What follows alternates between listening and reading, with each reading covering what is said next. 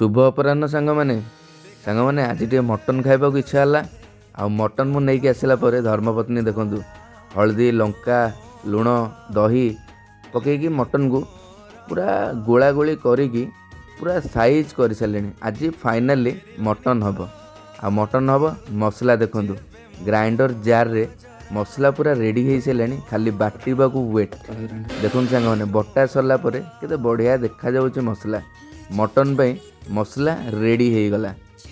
एबे तेल कड़े आलू भजा हम। आलू पूरा भाजबानी आलू अल्प भाजवा।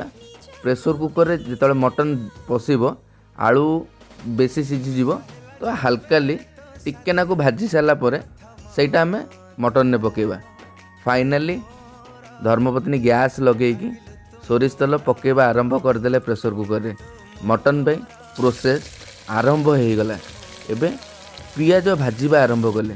देखुन सांग मैंने पियाज भाजी सारा हल्दी लंका तांकर मटन मसला पूरा पकईकि देखो पूरा रेडी कर सारे। एबे फाइनाली जो मसला ग्राइंडर रे बाटी थिले से मसला भी पियाज भजार पकेबा आरंभ कले। सांग मैंने क्या को मटन करिया को आ खाइया को भल लगे निश्चिंत आपण मैंने कमेंट करेंगे, कारण आपण मान कमेंट मते निहाती जरूरी। कारण सांग मैंने एमती आपण मैंने भल पाइबा दौ थांतु बहुत खुशी लगे।